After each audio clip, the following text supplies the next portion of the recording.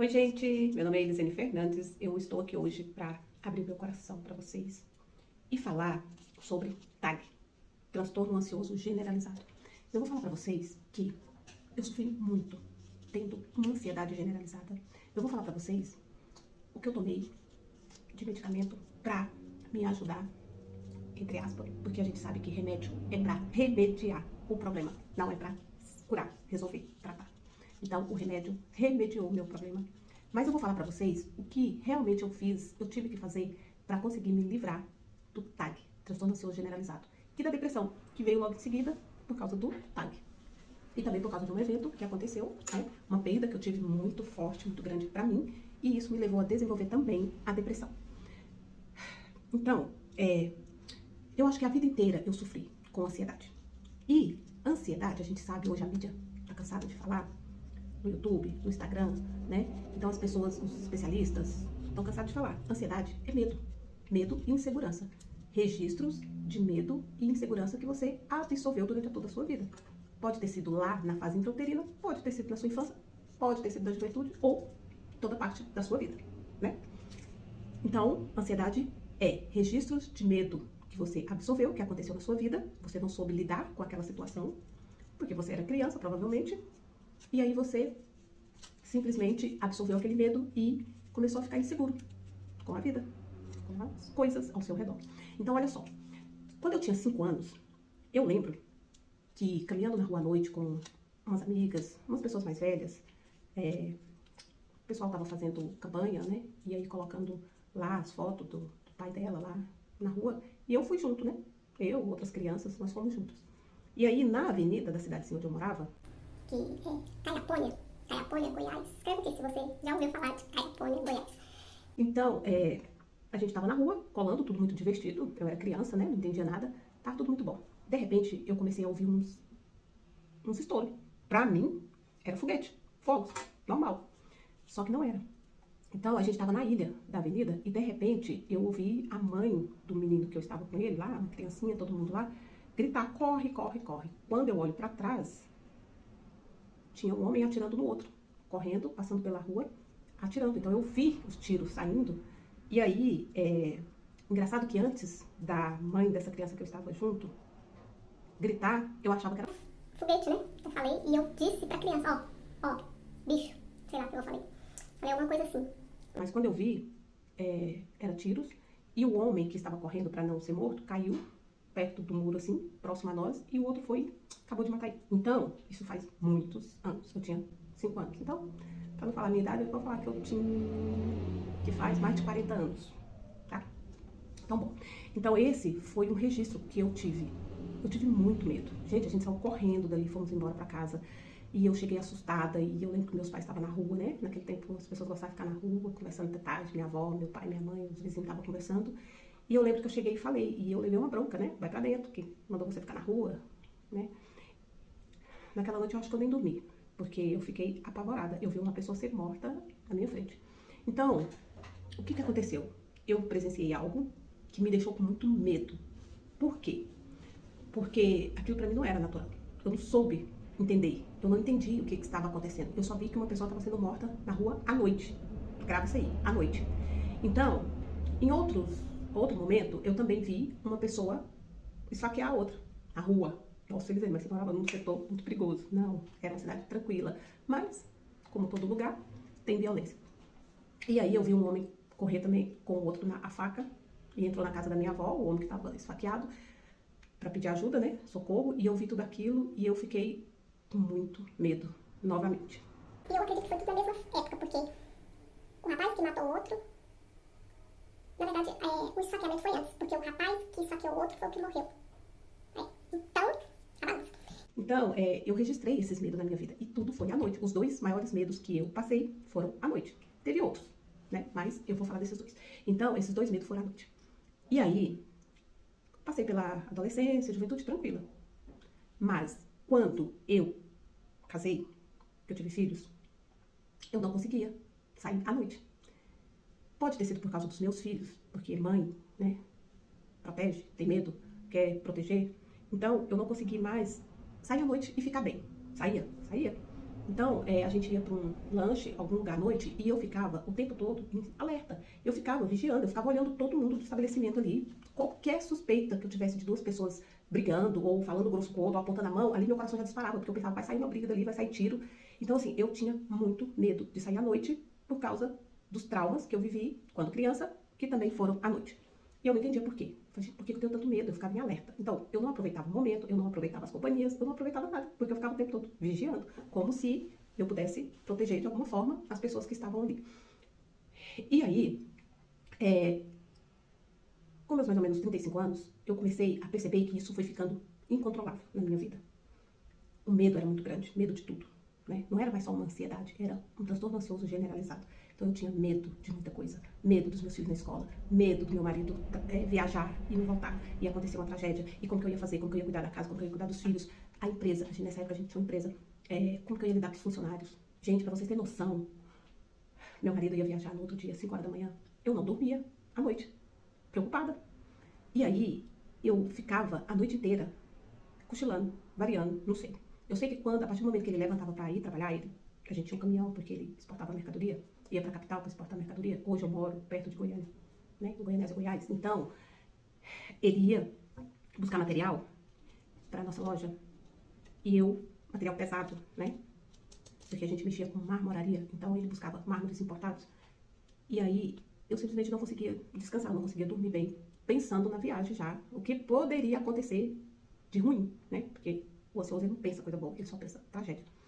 E aí, como que eu ia fazer? E aquele serviço? E aquilo? E os funcionários? E como que eu ia lidar com a empresa sozinha? Então, assim, eu não descansava, eu não dormia. E a partir do momento que ele saía e pronto, aí eu ficava angustiada e eu ligava toda hora pra saber como que estava, se ele já estava, se ele já tinha chegado lá. Gente, 2 horas e meia de viagem que ele gastava. Pra mim era um terror, pra mim era um dia inteiro na estrada, correndo perigo. E aí, nessa época foi muito difícil, porque eu não conseguia concentrar no trabalho, eu não conseguia ter uma vida tranquila. Eram muitas preocupações. Tudo por causa dos benditos traumas que eu absorvi na minha infância. E outros traumas também, né, gente? Que foi brigas, né? Brigas dos meus pais. Então, eu tinha muito medo de acontecer alguma coisa, né? Ruim, pior, nessas brigas. E aí, o que aconteceu? Chegou um momento em que meu marido disse, vamos no médico? Você quer ir no psicólogo? Eu falei, não, eu não quero ir no psicólogo. Eu quero ir no psiquiatra. Se for pra mim, então eu já quero ir, como se diz, no médico que já... Eu não queria conversar, né? Só conversar, eu queria resolver meu problema. E aí eu fui em um psiquiatra neuro. Psiquiatra não foi neuro, não sei, acho que foi neuro, em Goiânia. E comecei a tomar um remedinho que foi muito bom pra mim na época, porque me ajudou a acalmar, me ajudou a não ficar pensando tanto em coisas negativas. Gente, para um ansioso, para uma pessoa que tem TAG, transtorno ansioso generalizado, não adianta você falar pra ele, para de pensar, coisa ruim. Não vai acontecer, não adianta. A mente foca nas coisas ruins, foca na tragédia, foca no perigo, não foca em coisas boas. Então, é o medo que tá dominando sobre você, entendeu? E aí, eu comecei a tomar esse medicamento e foi muito bom. Por quê? Deu uma acalmada. As próximas viagens do meu marido, eu fiquei super tranquila, eu dormi bem, eu levantava, eu vinha pro trabalho. E tranquilo, quando eu olhava, ele já tava chegando de viagem. Eu não tinha ligado nenhuma vez pra ele, né? Porque eu estava bem, controlada. A minha ansiedade estava controlada nessa questão do medo. Medo de acontecer alguma coisa com ele, medo de tragédia, medo de acontecer alguma coisa com os meus filhos na escola, que a gente sabe que pode, que acontece, né? Às vezes, a gente já viu reportagem várias vezes de criança acontecer alguma coisa na escola. Então, não que a escola não cuide, gente, a escola cuida muito bem, mas em todo lugar tem pessoas ruins. E pro ansioso, o tempo todo tá acontecendo coisa ruim. Desculpa. Então, olha só, comecei a ficar bem. E assim, durou uns 3 anos. Uns 3 anos eu consegui ficar bem. Lembro que um dia eu tava até conversando com uma amiga minha, a gente tava viajando e eu conversei com ela e falei assim, eu não fico sem esse remédio nunca mais, porque eu prefiro tomar remédio e ter um equilíbrio emocional do que ficar pirada igual eu tava, né? Só que o transtorno de ansiedade generalizada é generalizado. Então, naquela época que eu comecei a tomar os meus medicamentos, o meu medicamento, que foi apenas um tipo de medicamento, um ansiolítico, né? Eu melhorei nesse aspecto do medo da tragédia. Porque meu marido viajava muito. Então, toda vez que a gente ia viajar, principalmente a família, eu ficava com muito medo. Mas eu não deixava de ir, mas eu ia com medo. Com muito medo. E aí, só que controlou nessa parte. Mas a ansiedade é medo e insegurança. E aí eu comecei a ficar com medo e insegura em outros aspectos da vida. E aí começou a vir os problemas no relacionamento. Por quê? Porque eu comecei a ficar com medo de perder. Perder a pessoa, não pra morte. Traição. Ciúmes. Gente, é horrível. Ah, Elisane, mas foi o medo da insegurança também. Mas o ciúme, ele está relacionado à dor do abandono. Toda criança que se sentiu abandonada, rejeitada lá na sua infância, ela desenvolve essa dor do abandono. Gente, é tudo a nível inconsciente, tá? A criança não sabe, o adulto não sabe, a menos que ele faça terapia. E aí eu vou falar pra vocês também sobre o que realmente me ajudou a livrar do remédio e de toda essa emoção bagunçada que estava na minha vida, na minha cabeça. Então, eu comecei a ter muito ciúmes, né? Então, era uma coisa sufocante, controle. Comecei a ter controle. Quem não conhece, nem imagina, né? Mas, Comecei a ficar muito ciumenta, né? E aí foi virando aquela bola de neve. É como se o remédio já não tivesse mais fazendo efeito. Já remediou o que deu. Então, tava agravando, digamos assim. E aí, quando foi em 2021, eu perdi a minha mãe. Na minha casa. Ela veio de Caiapônia para fazer tratamento e, infelizmente, ela deu um AVC e ela não resistiu. Ficou 6 dias entubada, era época de pandemia, cirurgia muito cara. E eu não consegui UTI para ela. A gente não conseguiu, né? Eu e meus irmãos, amigos, todo mundo buscou e nós não conseguimos. E ela veio a falecer. Foi uma perda muito grande para mim. Foi um trauma muito grande, porque eu vi, né? Ela ali passando mal, ela caída e ela naquela situação. E aí, gente, eu comecei a desenvolver a partir daí depressão. Depressão. É muito ruim. A depressão é uma dor tão profunda, é uma dor tão cruel, que é como se todo aquele medo que eu tivesse de acontecer alguma coisa com as pessoas que eu amo sumisse. Eu não estava preocupada nem comigo mesmo mais, né? Porque a depressão, quando a pessoa ela está em uma depressão, ela não preocupa mais com ninguém, né? Nem com a própria vida. Eu nunca cheguei a fazer tentativa de suicídio, nada, né? A minha fé não me permitiria fazer isso e não foi esse o caso. Mas aquela vontade de deixar de existir, tipo, ai, pra quê? Gente, é uma coisa tão esquisita que eu saí de casa desde os meus 18 anos de idade, então eu não tinha, assim, uma convivência, depois que eu fiquei de maior com a minha mãe, assim, mas eu ia lá sempre, né? Gostava muito de ir pra chácara. Mas, assim, foi uma dor tão forte que eu não imaginaria que eu ia sentir na perda, né? E aí eu simplesmente falei, que graça tem a vida? E agora? Que graça vai ter da agora pra frente? Mas a minha mãe, ela não era de dentro da minha casa, ela não era aquela coisa de, assim, a gente não tinha aquela coisa de falar, minha mãe vai vir, a minha mãe... Não tinha, era minha mãe, eu amava, amo, né? Eu sei que ela tá dormindo, tá descansando na morte. E, assim, eu não tinha noção do quanto ia me afetar a perda dela. E aí, eu entrei nessa depressão e é como se a vida tivesse apagado, não tivesse graça. As coisas não tivessem graça. É como se meus propósitos, a gente tava mudando, né? Tinha fechado a empresa, tava abrindo um outro negócio, tava naquela empolgação. E aí parece que tudo parou, tipo, paralisou. É como se eu não conseguisse mais sonhar, avançar, pensar, cuidar. Não, nada. E ficou. Então, meu marido disse, vamos de novo no médico, no psiquiatra? Eu falei, não, eu não vou mais tomar remédio. Eu não quero mais tomar remédio. Porque eu já estava tomando remédio há uns 7 anos e eu não queria mais tomar remédio. Eu falei, eu vou procurar uma outra alternativa. Porque, gente, eu não queria morrer. Eu não queria que acontecesse essa comigo. Eu queria viver, eu queria estar bem. Eu queria sonhar, eu queria desejar que o dia amanhecesse e eu estivesse bem. Então, eu falei, eu vou procurar outra coisa, outra alternativa. Vou ver. E aí eu comecei a buscar na internet. E eu me deparei com uma terapia de traumas. Olha, só que legal. Nem sabia o que era trauma, nem sabia se eu tinha trauma. Porque se alguém me perguntasse como foi a sua infância, eu dizia, tranquila.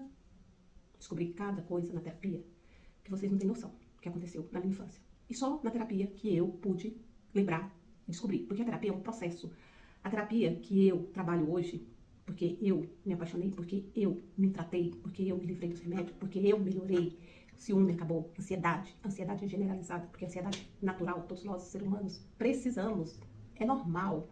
Eu senti ansiedade por um projeto, por um trabalho, por uma viagem. É normal, eu senti essa ansiedade. Isso vai me impulsionar a fazer, a correr atrás. Essa ansiedade é natural, beleza.